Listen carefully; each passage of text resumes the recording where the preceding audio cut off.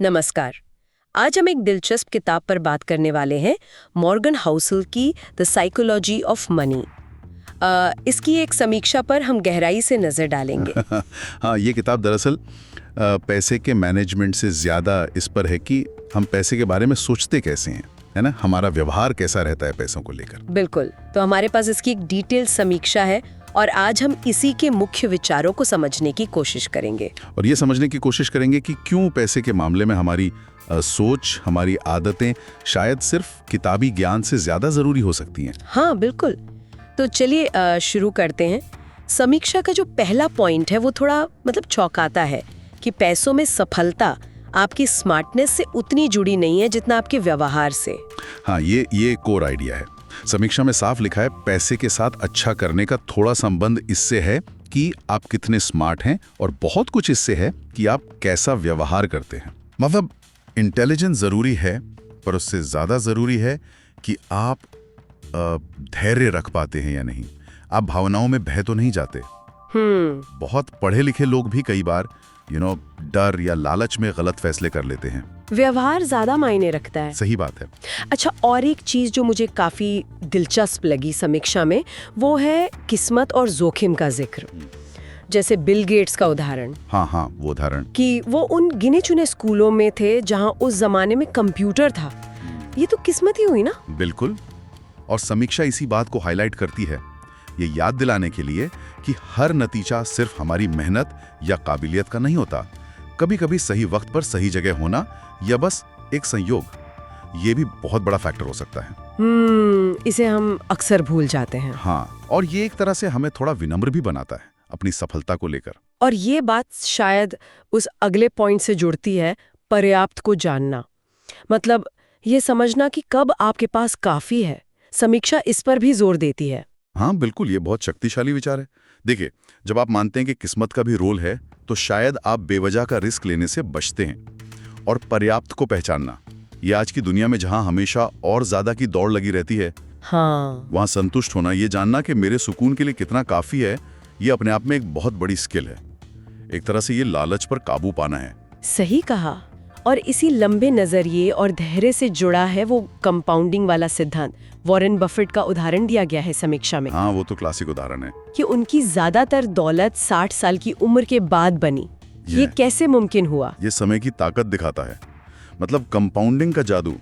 जरूरी नहीं कि आपको हर साल बहुत ऊंचा रिटर्न मिले, ज्यादा जरूरी यह है कि आप लंबे समय तक लगातार निवेशित रहें। धीरज का फल मीठा होता है, वो वाली बात। धीरज। और एक और बात जो मुझे अहम लगी कि हमारे निजी अनुभव हमारे वित्तीय फैसलों को कैसे आकार देते हैं। हाँ, ये भी बहुत जरूरी पॉइंट है। जैसे जिसने बचपन में तंगी देखी हो, उसका जोखिम लेने का नजरिया शायद अलग होगा उस व्यक्ति से जिसने हमेशा संपन्नता देखी है। बिल्कुल। और इसका मतलब ये निकलता है कि पैसे को लेकर कोई एक सही या गलत तरीका नहीं होता। हर किसी का अपना संदर्भ है, अपना इतिहास है, अपनी सच्चाई है, और उनके फैसले उसी से प्रभावित होते हैं। हमें ये समझना चाहिए। तो किताब की कुछ खासियतें होंगी और शायद कुछ कमियां भी। समीक्षा में इस पर कुछ कहा गया है? हाँ, बताया गया है। खासियत ये है कि भाषा बहुत सरल है, कहानियों से समझाया गया, तो पढ़ने में मजा आता है। सिद्धांत ऐसे हैं जो हमेशा काम आएंगे, और चैप्टर्स छोटे छोटे हैं तो आसानी से पढ़े जा सकते हैं। अच्छा, और कमियों में ये कि ये कोई टेक्निकल इन्वेस्टमेंट गाइड नहीं है। मतलब ये नहीं बताएगी कि कौन सा स्टॉक खरीदें। और कुछ लोगों को लग सकता है कि कुछ मुख्य बातें बार बार दोहराई गई हैं, पर शायद वो जोर देने के लिए जरूरी हो सकता है। तो ये समीक्षा किन लोगों को ये किताब पढ़ने की सलाह देती है खास तौर पर? देखिए, खास तौर पर युवा लोगों के लिए जो अपना फाइनेंशियल सफर शुरू कर रहे हैं, और उन निवेशकों के लिए भी जो सिर्फ नंबरों से आगे बढ़कर पैसे के मानवीय पहलू को समझना चाहते हैं। और शायद उनके लिए भी जो पैसे को लेकर थोड़ी चिंता महसूस करते हैं, या वो फोमो होता है ना, फियर ऑफ मिसिंग आउट। हाँ बिल्कुल, उनके लिए भी ये बहुत मददगार हो सकती है। ये पैसे के साथ एक हेल्दी रिश्ता बनाने में मदद करती हैं। समीक्षा में कुछ कोट्स का भी जिक्र था।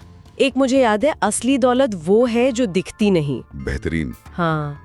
और एक और जो मुझे बहुत पसंद आया, लोगों को ये दिखाने के लिए पैसा खर्च करना कि आपके पास कितना पैसा है, असल में कम पैसा होने का सबसे तेज तरीका है। वाह, ये तो आज के जमाने पर बिल्कुल सटीक बैठता है ना? सोशल मीडिया के दौर में तो और भी ज्यादा। तो कुल मिलाकर ये समीक्षा बताती है कि किताब जल्दी अमीर बनने की टिप्स नहीं देती, बल्कि बल्कि पैसे को लेके एक समझदार, एक धैर्यवान नजरिया विकसित करने में मदद करती है। ये साइकोलॉजी, हिस्ट्री और पर्सनल फाइनेंस का एक अच्छा मिश्रण है। हाँ, समीक्षा ऐसे काफी सराहती है। बिल्कुल, हाईली रिकमेंडेड है। और जाते जाते एक सवाल शायद हम छोड़ सकते हैं सोचने के लिए, हाँ, कि जैसा किताब और समीक्षा दोनों इशारा करते हैं, किसी का अपना निजी आर्थिक अतीत उसके आज के फैसलों को, पैसे और जोखिम से जुड़े फैसलों को असल में कितना और कैसे प्रभावित कर रहा है।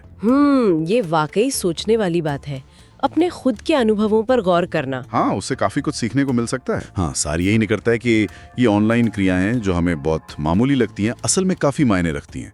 ये तय करती हैं कि हम जानकारी कैसे कंज्यूम करते हैं, हम कम्युनिटीज से कैसे जुड़ते हैं और डिजिटल दुनिया में अनुभव करने का मतलब क्या बनता जा रहा है। आज के लिए इस दिलचस्प विचार मंथन में इतना ही। हाँ, और चलते चलते बस एक सोचने वाली बात छोड़ जाता हूँ। अगली बार जब कोई ऑनलाइन सब्सक्राइब, लाइक या कमेंट करे तो एक पल रुक कर सोचे, ये छोटा सा क्लिक उसके डिजिटल अनुभव को कैसे गढ़ रहा है, और शायद अनजाने में दूसरों के अनुभव को भी।